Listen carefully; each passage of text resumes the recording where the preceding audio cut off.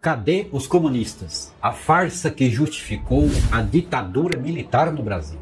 Dizem que o Brasil sofreu um golpe militar em 1964 para se proteger dos comunistas. Mas espera aí, cadê os comunistas? Você já se perguntou isso de verdade? Onde estavam esses supostos revolucionários prestes a tomar o poder? Quantos eram? Tinham armas? Tinham apoio popular? Tinham, de fato, um plano para transformar o Brasil numa Cuba tropical? Não tinham nada disso. Não tinham nada disso. E o que você vai ouvir agora desmonta uma das maiores farsas da história política do Brasil. Um delírio ideológico cuidadosamente fabricado para servir aos interesses das elites e do imperialismo norte-americano. Olá, seja muito bem-vindo e muito bem-vinda. Eu sou Cid Vieira e hoje a gente vai colocar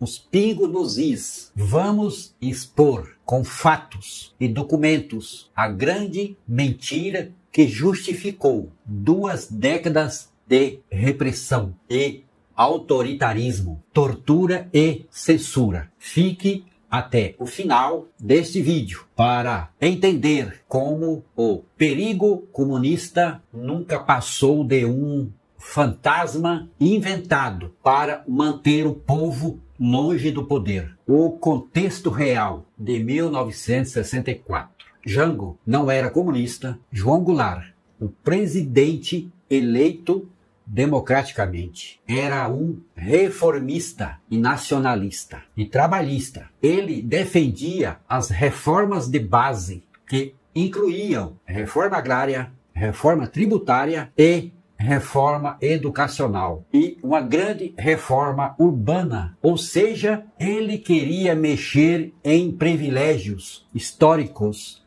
das elites agrárias, bancárias e empresariais. Mas isso é comunismo? Não. Em nenhum momento Jango defendeu ditadura do proletariado. Nunca. Estatização de tudo? Não. Extinção da propriedade privada? Também não. Muito pelo contrário. Ele era contra o modelo soviético. Ele tinha relações diplomáticas com os Estados Unidos da América. E seus principais aliados vinham do PTB e do PSD, partidos moderados do espectro político, mas para a elite conservadora e seus porta-vozes na mídia, qualquer reforma era sinônimo de ameaça vermelha. E os comunistas? Cadê? Quantos eram? Vamos aos números reais. Não a paranoia ideológica. O Partido Comunista Brasileiro, PCB, que operava na ilegalidade desde 1947, tinha cerca de 10 mil militantes em 1964. Num país com mais de 80 milhões de habitantes, isso é nada. Além disso, o PCB defendia a via pacífica ao socialismo, rejeitava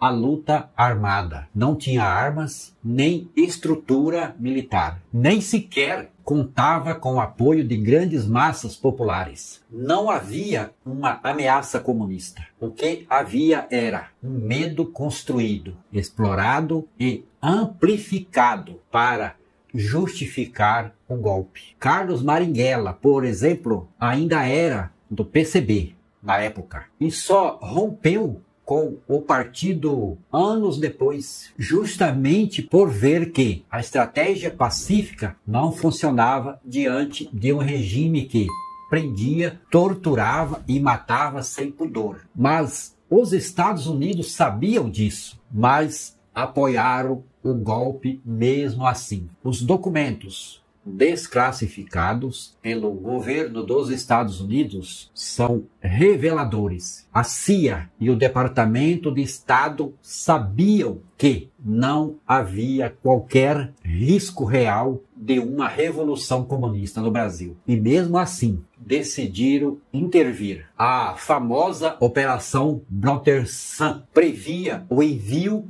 de tropas, navios e armamento caso um golpe militar enfrentasse resistência. O governo americano financiou líderes golpistas e orientou os serviços de inteligência brasileiros. Forneceram apoio técnico à repressão, à censura e à perseguição política. Não era sobre comunismo, era sobre impedir que o Brasil tomasse um rumo soberano, popular e socialmente justo. A mesma receita aplicada em países como o Irã, de 1953, Guatemala, de 1954 e o Chile, em 1973. Golpes contra governos reformistas eleitos, sob o mesmo pretexto de proteger a democracia, implantando a ditadura. A luta armada surge depois do golpe como resposta à ditadura. Vamos deixar bem claro, antes do golpe não havia luta armada nenhuma. O que existia era sindicatos atuantes, movimentos sociais organizados, estudantes politizados e uma agenda de reformas dentro da legalidade democrática. A luta armada no Brasil só surgiu como resposta à repressão brutal.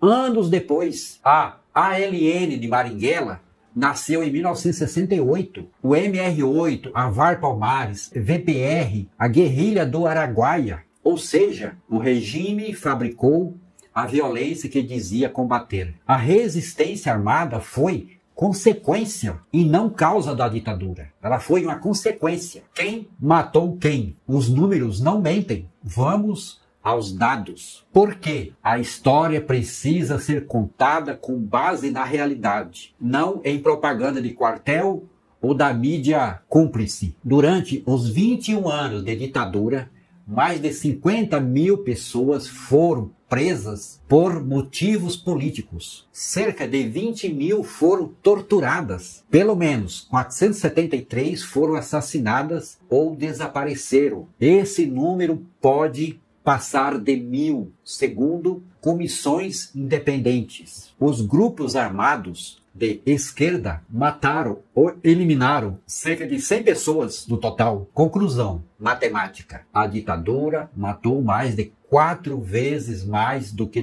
todos os grupos armados de esquerda juntos. E detalhe, o regime usou o aparato do Estado com impostos da população para sustentar a máquina de repressão. E para concluirmos, o golpe não foi contra o comunismo, que não existia. O golpe foi contra o povo brasileiro, contra a população brasileira. A história é clara. O golpe não foi para salvar o Brasil, foi para impedir que o Brasil fosse do povo. Foi para manter os latifundiários, os banqueiros e os empresários no controle político e econômico. Criaram esse perigo vermelho, ou perigo comunista, com o Instituto IPES que propagava, com a tal de IBAD, com os jornais noticiando o tempo todo, as rádios falando também o tempo todo. Tudo a serviço da elite e do Império Americano. O perigo comunista foi criado para criminalizar a organização popular, as lutas por terras, por educação, por dignidade. Usaram o medo como arma, fabricaram inimigos internos para justificar o autoritarismo. Se realmente havia tantos comunistas a ponto de justificar um golpe, por que a repressão precisou fabricar provas, torturar inocentes e censurar a imprensa contrária por mais de 20 anos? Porque o comunismo era só um espantalho na sala. O alvo era o povo organizado. E o crime foi contra a democracia. E se você ainda acha que o golpe de 64 foi necessário, então responda sinceramente: cadê os comunistas? Ou melhor, quem realmente